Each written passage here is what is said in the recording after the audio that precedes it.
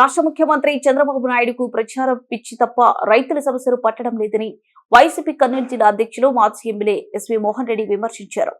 రాష్ట్రంలో యూరియా కొరతతో అల్లాడుతున్న రైతన్నను ఆదుకోవాల్సిన రాష్ట్ర ముఖ్యమంత్రి చంద్రబాబు 4,000 పెన్షన్ కోసం 4 కోట్లు ఖర్చు పెట్టి ప్రజాధనాన్ని దుర్వినియోగం చేస్తున్నారని ఆయన విమర్శించారు. రాష్ట్రంలో మిర్చి, పత్తి, మామిడి, ఉల్లి పంటలకు గిట్టుబాటు ధర లేక రైతులు అల్లాడుతుంటే రైతు సమస్యలను గాలికి వదిలేశారన్నారు. సబ్ డివిజన్ లో ఆఫీసర్ కు ఒక రైతులను కలుపుకొని ఒక ర్యాలీ లాగా పోయి రిప్రజెంటేషన్ ఇవ్వాలనేది పార్టీ నిర్ణయించింది.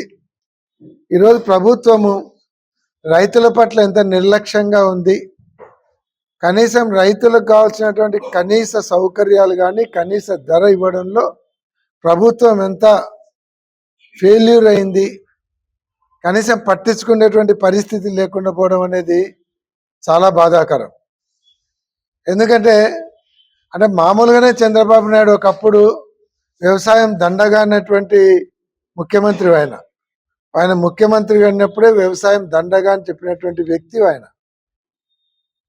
అటువంటి వ్యక్తి చేతిలో పెడితే రైతులు బాగుపడతారనే నమ్మకం కూడా రైతులకు సన్నగిల్లింది. ఈరోజు యూరియా ఉంది, రాష్ట్ర వ్యాప్తంగా యూరియా కోసము రైతులు పొద్దున్నేసే క్యూలలో నిలబడి అక్కడ ఆ క్యూలో వాళ్ళకు రిజర్వేషన్, వాళ్ళ చెప్పులు కానీ వాళ్ళ పాస్బుక్లు కానీ లేకుంటే వాళ్ళ పిల్లలను తెచ్చి ఎండలో కూర్చోబెట్టడం కానీ ఆ పరిస్థితి వచ్చింది. అంత కూర్చోబెట్టి చేసి ఆఖరికి ఆడ స్లిప్ కోసం పోయేసరికి నీకు 1 బస్తా ఇస్తా, 2 బస్తాలు ఇస్తా అని బేరం పెడుతున్నారు.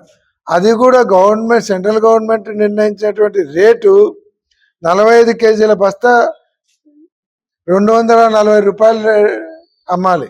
242 రూపాయలకి అమ్మాల్సినటువంటి యూరియా బస్తా వీళ్ళ కమిషన్లు, నాయకుల కమిషన్లు, నాయకుల ప్రోద్బలంతో బయట దాదాపుగా 400 నుంచి 700 వరకు అమ్మినారు. ఈ రోజుకు 400 రూపాయలు ఉంది. ఒక్కొక్క బస్తా మీద 250 నుంచి 400 వరకు కమిషన్లు తీసుకుంటున్నారు. తెలుగుదేశం పార్టీ నాయకులకు బియ్యం సరిపోవడంలే, ఇసుక సరిపోవడంలే, మట్టి సరిపోవడంలే, సారాయి సరిపోవడంలే, ఆఖరికి రైతులకు ఇచ్చేటువంటి యూరియా మీద కూడా కమిషన్లకు కక్కుర్తిపడి ఆర్టిఫిషియల్ స్కేర్సిటీ క్రియేట్ చేసి అధిక ధరలకు అమ్ముకుంటున్నారు.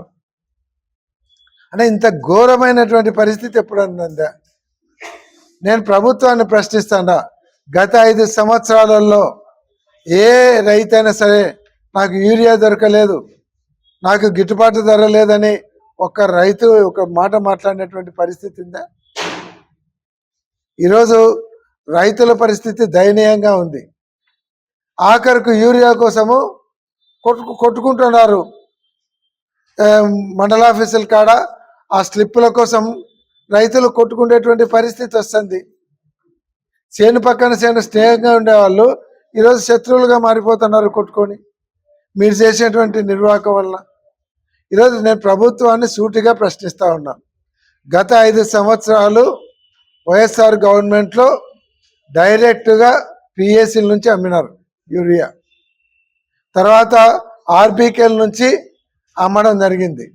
వాళ్ళ గ్రామంలోకి తీసుకుపోయి పిఎస్సీల ద్వారా, ఆర్బీకేల ద్వారా రైతులకు 240 నుంచి 260 రూపాయల లోపల ట్రాన్స్పోర్ట్ కలుపుకొని అమ్మితే ఈరోజు మండల హెడ్ క్వార్టర్స్కి వచ్చి క్యూలో నిలబడాలి. ఆ ఒక్క బస్తా కోసం క్యూలో నిలబడాలి. రైతులను భిక్షగాళ్ళగా తయారు చేస్తున్నారు మీరు. రైతే రాజు అని అందరూ అనుకుంటుంటే రైతును మీరు అడుక్కుండే స్థాయికి తీసుకొని వచ్చినారు. యూరియా కూడా వాళ్ళ గ్రామాలలో వాళ్ళకు అందుబాటులో పెట్టలేనటువంటి పరిస్థితులలో ఈరోజు గవర్నమెంట్ ఉందంటే ఏం చేస్తున్నారు? చేత కదా. మళ్ళా మాటలు కోటలు దాటుతున్నాయి చంద్రబాబు నాయుడు గారివి.